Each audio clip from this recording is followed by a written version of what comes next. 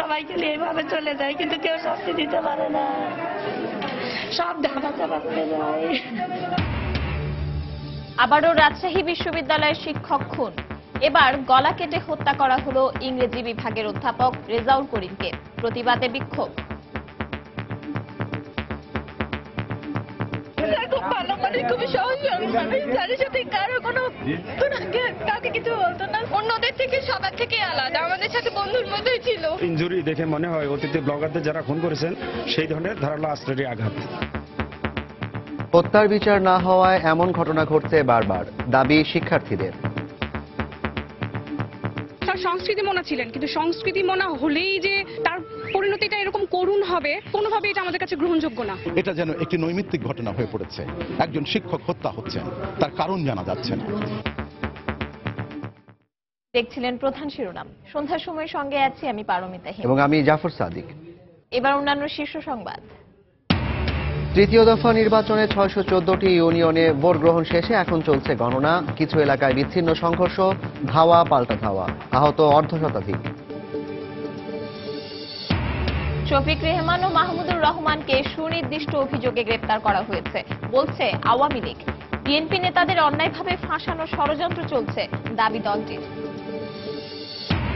গ্রীষ্মের দাবদাহে দেখা দিয়েছে পানিবাহিত রোগের প্রকোপ, দীর্ঘমেয়াদে আক্রান্ত হওয়ার আশঙ্কা। খোলা বাসি খাবার না খাওয়ার পরামর্শ।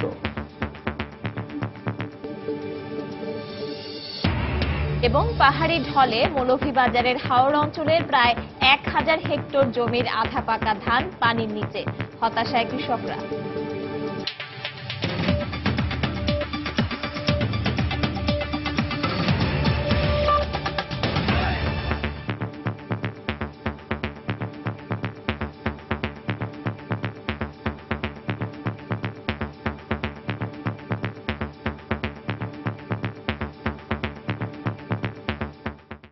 আবারও হত্যাকাণ্ডের শিকার হলেন রাজশাহী বিশ্ববিদ্যালয়ের শিক্ষক।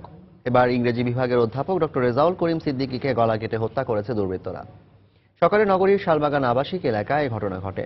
পুলিশ বলছে ব্লগার হত্যার মতো একই কায়দায় খুন করা হয়েছে অধ্যাপক রেজাউলকে। ঘটনার প্রতিবাদে বিক্ষোভ করেছেন বিশ্ববিদ্যালয়ের শিক্ষার্থীরা। রাকিবুল হাসানের রিপোর্ট। সবাইকে নিয়ে এইভাবে চলে যায়, কিন্তু কেউ শাস্তি দিতে পারে না, সব ধামা চাপা পড়ে যায়। যদি মেডিকেলে নিয়ে যেত মানুষটাকে বাঁচত, মেডিকেলে নিয়ে গেল। এ আক্ষেপ স্বজন হারানোর।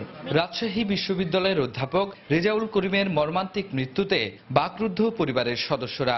শালবাগানে নিজ বাড়ির সামনে হামলার শিকার হলেও হাসপাতালে নেয়ার সময়টুকুও পাননি স্বজনরা। প্রতিদিনের মতো বিশ্ববিদ্যালয়ে যাওয়ার জন্য বাড়ি থেকে বের হন অধ্যাপক রেজাউল। পথে বটতলা মোড়ে তাকে গলা কেটে হত্যা করে দুর্বৃত্তরা। খবর পেয়ে ছুটে আসেন শিক্ষার্থী ও সহকর্মীরা। শুধু পরিবারে নয়, বন্ধুসুলভ শিক্ষকের এমন মর্মান্তিক মৃত্যুতে কান্নায় ভেঙে পড়েন শিক্ষার্থীরাও।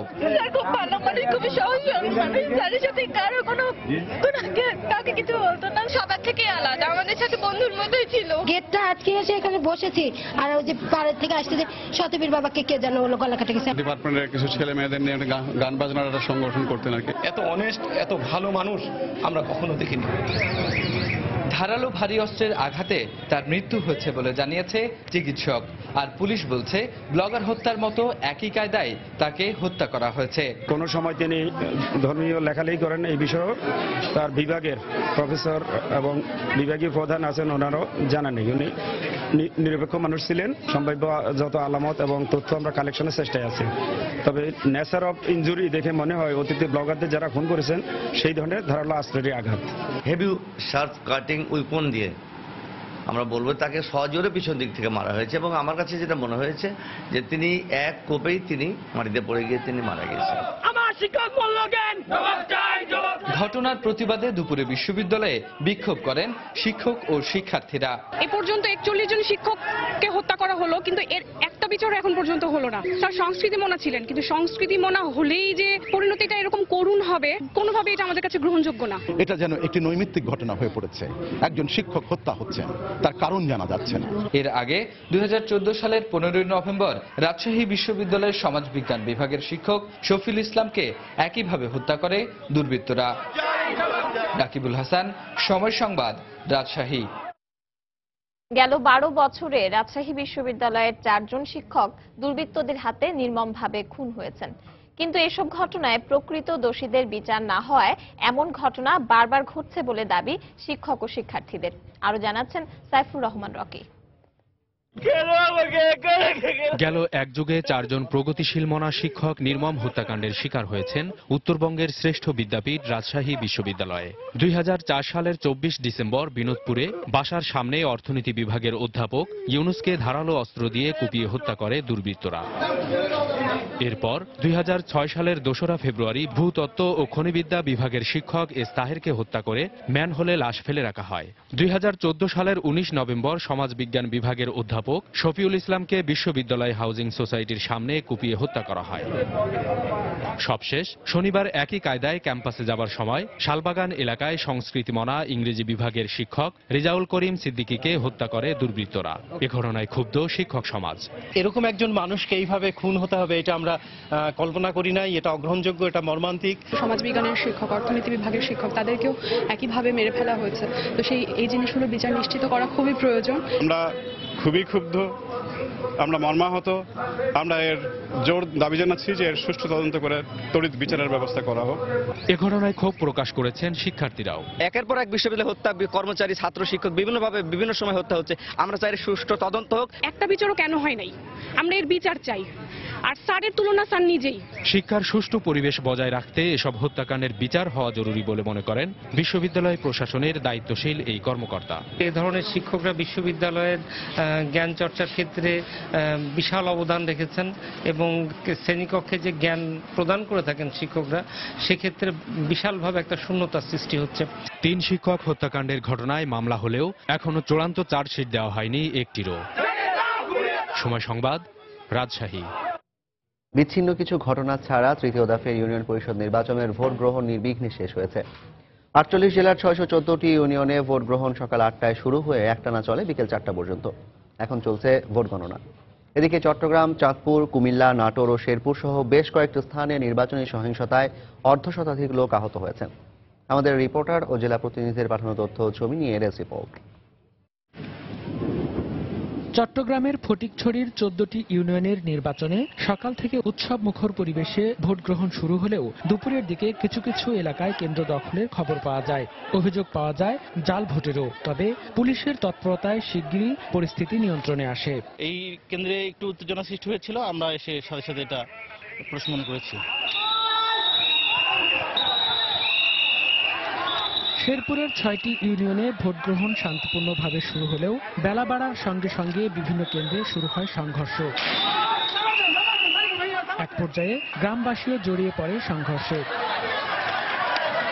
পুলিশ এ সময় অর্ধশতাধিক রাউন্ড রাবার বুলেট ও শটগানের গুলি ছুড়ে পরিস্থিতি নিয়ন্ত্রণে আনে।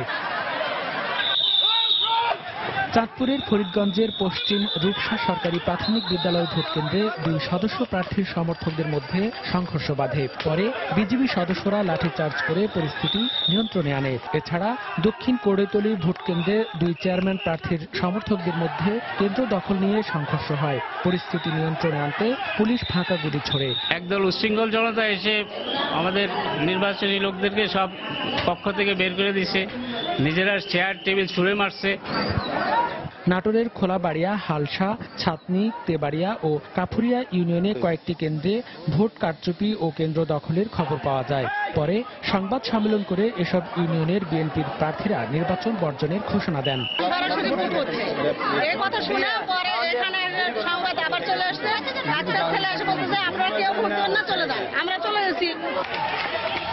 এছাড়া কুমিল্লা, শেরপুর ও নারায়ণগঞ্জ সহ দেশের কিছু কিছু এলাকার 2-1টি ভোট কেন্দ্রে বিক্ষিপ্ত সংঘর্ষের খবর পাওয়া গেছে।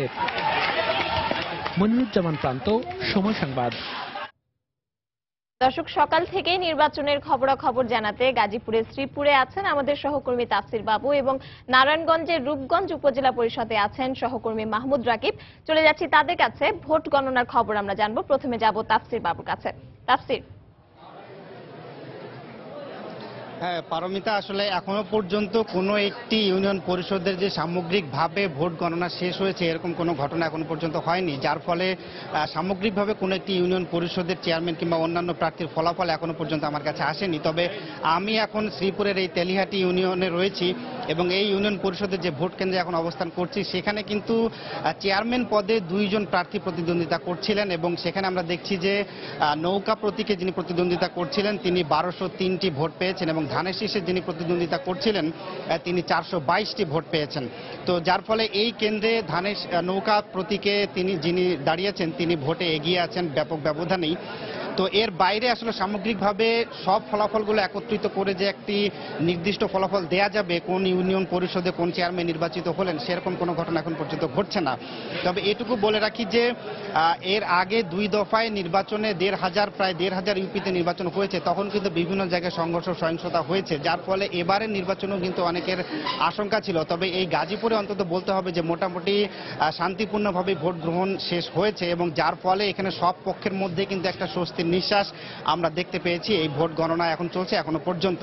আরেকটি বিষয় বলে রাখি যে 2-1টি জায়গায় কিন্তু গন্ডগোল হয়েছে, যেমন গাজীপুরের যে শ্রীপুর উপজেলা রয়েছে সেখানে কিন্তু রাজাবাড়ি ইউনিয়নে আমরা দেখেছি 2-1টি কেন্দ্রে ভোট জালিয়াতির অভিযোগ আমরা পেয়েছি এবং মাওনায় বিএনপি সমর্থিত প্রার্থী যিনি রয়েছেন তিনি ভোট জালিয়াতির অভিযোগে নির্বাচন থেকে সরে গেছেন এবং রাজাবাড়িতে আরেকটি ভোট কেন্দ্রে আমরা দেখেছি যে সেখানে আওয়ামী লীগ মনোনীত প্রার্থী এবং বিদ্রোহী প্রার্থীর সমর্থকদের মধ্যে সহিংসতায় কিন্তু 5 জনের মতো ব্যক্তি আহত হয়েছেন।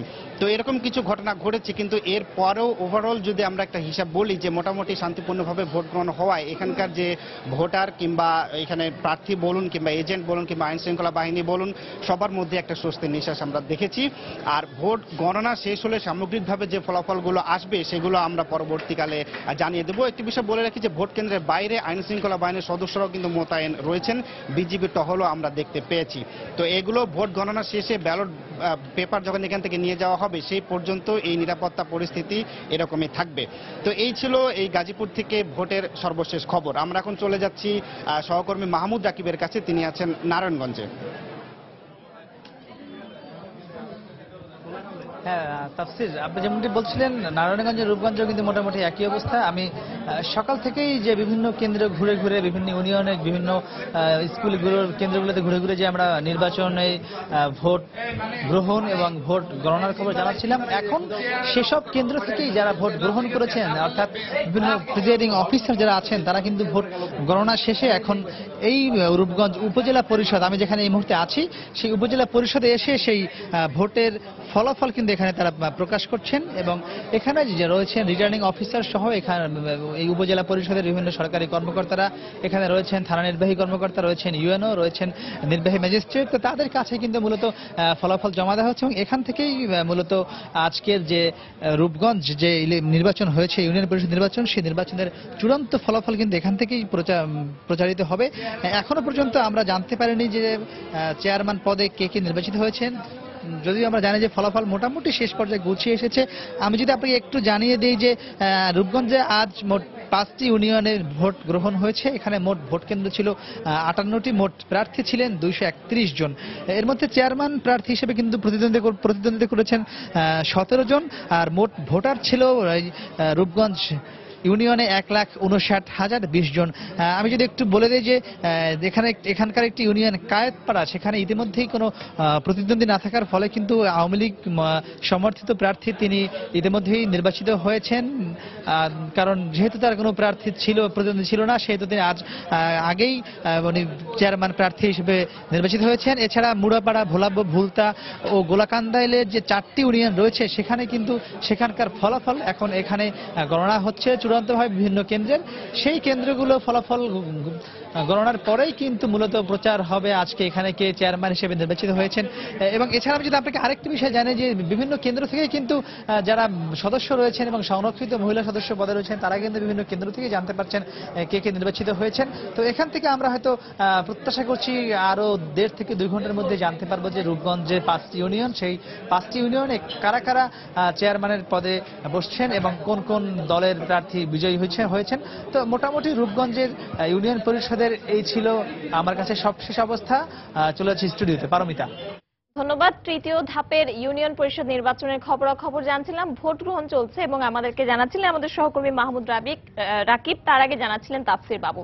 আর এই নির্বাচন সার্বিকভাবে সুষ্ঠু ও শান্তিপূর্ণ পরিবেশে অনুষ্ঠিত হয়েছে। বিকেলে রাজধানীর আগারগাঁওয়ে নির্বাচন কমিশনের সংবাদ সম্মেলনে প্রধান নির্বাচন কমিশনার কাজী রকিবউদ্দিন আহমদ এ দাবি করেন।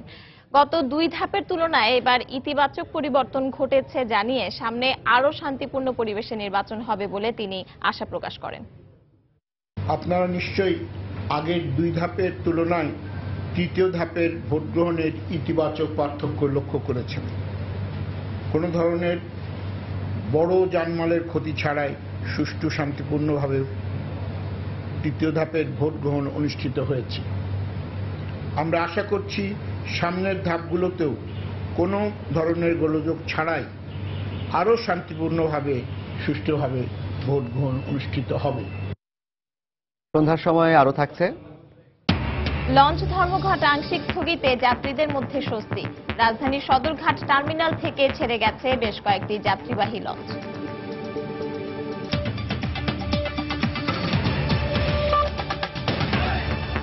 আওয়ামী লীগের যুগ্ম সাধারণ সম্পাদক মাহবুবুল আলম হানিফ বলেছেন, সাংবাদিক শফিক রেহমান এবং মাহমুদুর রহমানকে সুনির্দিষ্ট অভিযোগের ভিত্তিতে গ্রেফতার করা হয়েছে। আওয়ামী লীগ ঢাকা মহানগর উত্তর এবং দক্ষিণের সাধারণ সম্পাদকদের সংবর্ধনা অনুষ্ঠানে তিনি কথা বলেন। অনুষ্ঠানে স্বরাষ্ট্রমন্ত্রী আসাদুজ্জামান খান কামাল বলেন, যে কোনো বিভেদ ভুলে দলের কর্মীদের ঐক্যবদ্ধ হতে হবে। আমাদের নেত্রী যখন বলেন সেটাকে মাথায় নিয়ে সেটাকে কাজ করার প্রতিজ্ঞা আজকে নিতে হবে। আমাদের মধ্যে মতভেদ থাকতে পারে, কিন্তু আমরা সবাই এক হব। আমাদের মাননীয় প্রধানমন্ত্রীর দিক নির্দেশনা যেটা হবে সেখান থেকে আমরা বিযুক্ত হব না। এইটাই হোক আজকে নেতাদের সঙ্গে আমাদের সবারই ওয়াদা। এখন উনি ষড়যন্ত্র করবেন সরকারের বিরুদ্ধে, উনি ষড়যন্ত্র করবেন হত্যার, তার বিরুদ্ধে মামলা করা যাবে না। কেন? উনি সাংবাদিক ছিলেন। সাংবাদিকরা কি আইনের ঊর্ধ্বে? আজকে যারা এই শফিক রহমান এবং মাহমুদুর রহমানদের গ্রেপ্তারের পরে যারা মায়ের কান্না কাঁদছেন, তাদেরকে অনুরোধ করব, আপনারা দয়া করে এই মায়ের কান্না বন্ধ করুন। আপনারা ষড়যন্ত্রকারীর পক্ষ নিন না। অন্যদিকে সজীব ওয়াজেদ জয়ের অপহরণ ও হত্যা পরিকল্পনার অভিযোগ মার্কিন আদালত গ্রহণ না করলেও ফেসবুক স্ট্যাটাসের ভিত্তিতে সাংবাদিক শফিক রেহমান ও মাহমুদুর রহমানকে জড়ানো হয়েছে বলে অভিযোগ করেছেন বিএনপি মহাসচিব মির্জা ফখরুল ইসলাম আলমগীর। সকালে রাজধানীর গুলশানে দলের চেয়ারপারসনের কার্যালয়ে ব্রিফিংয়ে তিনি একথা বলেন। এ সময় মির্জা ফখরুল বলেন, অন্যায়ভাবে বিএনপি নেতাদের ফাঁসানোর ষড়যন্ত্র চলছে। আদালতে জমা দেয়া মার্কিন সরকারের রিপোর্টে সজীব ওয়াজেদ জয়কে অপহরণ কিংবা দৈহিকভাবে ক্ষতিগ্রস্ত করার অভিযোগ আদালত গ্রহণ না করা সত্ত্বেও শুধু তার ফেসবুকে দেয়া একটা পোস্টের উপর ভিত্তি করে সাংবাদিক শফিক রহমানকে গ্রেপ্তার করা হলো, রিমান্ডে নেওয়া হলো। অথচ আদালতে পেশকৃত মার্কিন সরকারের ডকুমেন্টে উল্লেখিত ইন্ডিভিজুয়াল 1 অর্থাৎ সজীব ওয়াজেদ জয় 2,500 কোটি টাকার সন্দেহজনক লেনদেনের বিষয়ে সরকার 2 শব্দটি করছে না কেন?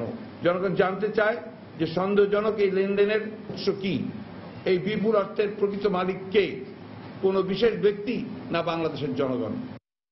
গ্রীষ্মের শুরুতে দেশজুড়ে চলমান দাবদাহে প্রাণ যেন ওষ্ঠাগত। সেই সঙ্গে পাল্লা দিয়ে বাড়ছে পানিবাহিত বিভিন্ন রোগে আক্রান্তের হার। অসচেতনভাবে রাস্তার পাশের খোলা খাবার ও পানীয় গ্রহণ এবং পরিষ্কার পরিচ্ছন্নতার অভাবেই ঘটছে বিপত্তি। রাশেদ বাপ্পির রিপোর্ট। প্রচন্ড দাবদাহে পুড়ছে প্রাণ, পুড়ছে প্রকৃতি। মাথার উপর সূর্য যেন সর্বশক্তি প্রয়োগ করে ছড়িয়ে চলেছে নিজের উত্তাপ। বৈশাখের খরতাপে জীবিকার তাগিদে বাইরে বের হওয়া মানুষেরা পিপাসা মেটাতে ভিড় করছেন রাস্তার পাশের শরবতের দোকানে। গরমে যখন গাড়ি চালায় মনে হয় যে মাথার ভিতর ঘুরন দেয়। গরম মানে প্রচুর, 1 কাপ দিলে আর কাপ দিতে পারি না, এই জন্য শরবত খাইলাম। রাজধানী ঘুরে চোখে পড়া সব ভ্রাম্যমান শরবত ও ফলের দোকানের চিত্র প্রায় একই রকম। খোলা জায়গায় তৈরি এসব খাবার ঢেকে না রাখায় পড়ছে ধুলাবালি। নোংরা স্যাঁতস্যাঁতে পরিবেশে আখের রস করা হচ্ছে, আর এতে ব্যবহার করা হচ্ছে দূষিত পানিতে তৈরি মাছ সংরক্ষণের বরফ। তৃষ্ণার্ত শিশুর মুখেও এসব তুলে দিচ্ছেন বাবা মা। ক্ষতি হবে অনেক, কি করব, গরম পড়ছে, বাচ্চা করতেছে, দেখাইতেছে, তার জন্য খাওয়াইছি। সঠিক তো জানি না যে ভালো না খারাপ, গরম বেশি লাগছে এর জন্য খাইছি। চিকিৎসকেরা বলছেন, অনিরাপদ পানি দিয়ে রাস্তার পাশে তৈরি শরবত ও অপরিষ্কার উপায়ে কেটে পরিবেশন করা রসালো ফল খেলে পেটের পীড়া সহ বিভিন্ন পানিবাহিত রোগে আক্রান্ত হওয়ার আশঙ্কা রয়েছে। তাই সুস্থ থাকতে এসব খাবার পরিহারের পরামর্শ তাদের। রাস্তাঘাটে অনিরাপদ উপায়ে কেটে রাখা কোনো ফলমূল খাবেন না। তেলে ভাজা খাবার রাস্তাঘাটে যেটা মনে হচ্ছে যে আনসেফ ওয়েতে কুকিং করা হয়েছে সেটি খাবেন না। গরমে প্রতিদিনের খাদ্য তালিকায় শাকসবজি, সালাদ, কম তেল ও মশলাযুক্ত সহজপাচ্য খাবার রাখার পরামর্শ পুষ্টিবিদদের। প্রচুর পরিমাণে পানি, সম্ভব হলে ফলের রস, লেবুর রস এগুলো আমাদের খাওয়া উচিত। অল্প তেলে এবং অল্প মশলাযুক্ত খাবার হওয়া ভালো। গ্রীষ্মের এই সময়ে গর্ভবতী নারী, শিশু ও বৃদ্ধদের প্রতি আলাদা যত্ন নেওয়ারও পরামর্শ তার। রাশেদ বাপ্পি, সময় সংবাদ, ঢাকা।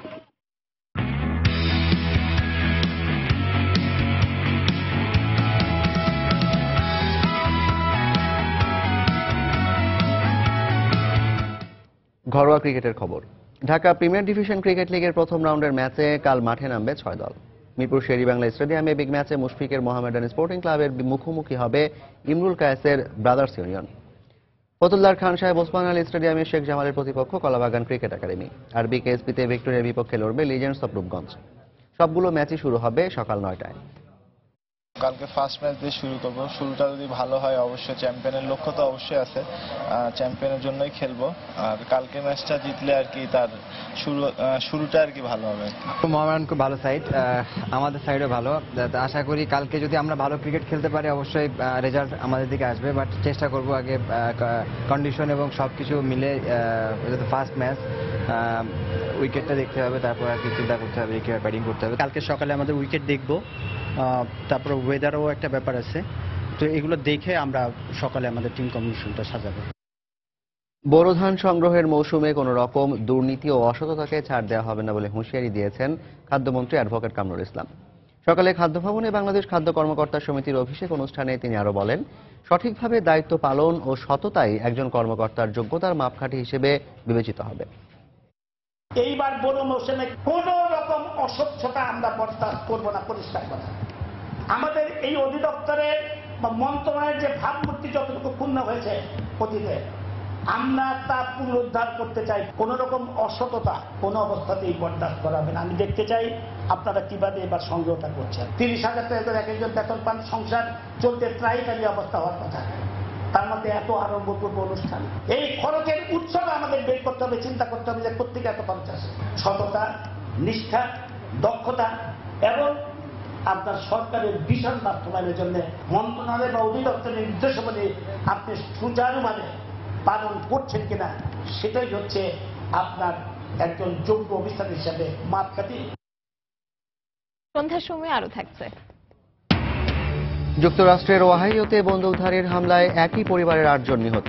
জর্জিয়া অঙ্গরাজ্যে আলাদা হামলায় 5 জনের মৃত্যু।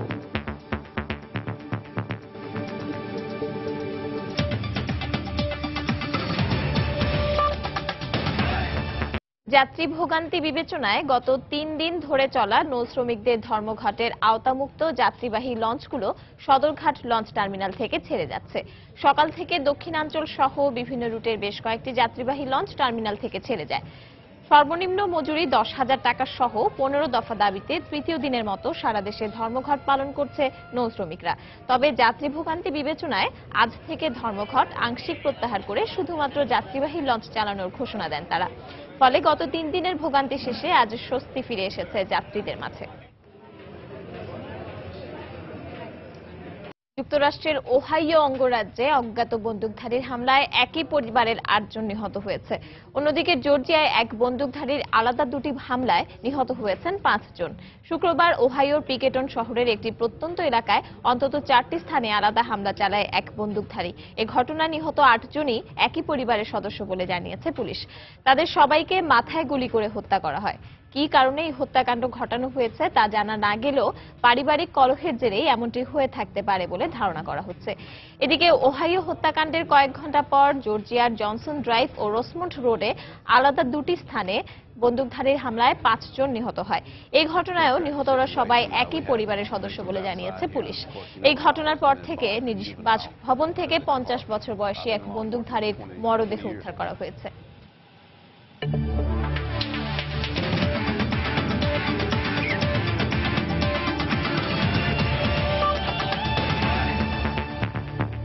বাফুফে নির্বাচনের খবর। মাচাও ফুটবল প্যানেলে যোগ দিলেন স্বতন্ত্র প্রার্থী নুরুল ইসলাম নুরু। এই প্যানেলকে পূর্ণ সমর্থন দেবেন বলে জানান তিনি। আজ গুলশানে শেখ জামাল ধানমন্ডি ক্লাব কার্যালয়ে আনুষ্ঠানিকভাবে এই ঘোষণা দেন তিনি। নির্বাচনের প্রচারণার অংশ হিসেবে নিজেদের ব্যানারে সকাল থেকেই কাউন্সিলরদের সঙ্গে যোগাযোগ করেন মাচাও ফুটবল পরিষদ নেতারা। এ সময় শেখ জামালের গুলশান কার্যালয়ে উপস্থিত হন নুরুল ইসলাম নুরু। ফুটবলের স্বার্থেই মাচাও ফুটবল প্যানেলে যোগ দিয়েছেন বলে জানান তিনি। সেই সঙ্গে বাঁচাও ফুটবল প্যানেলকে পূর্ণ সমর্থন দেবেন বলেও জানান টঙ্গী ক্রীড়া চক্রের এই কর্মকর্তা। এছাড়া কাজী সালাউদ্দিনের নেতৃত্বাধীন সম্মিলিত প্যানেলের দেয়া ইশতেহারের সমালোচনা করেন তিনি।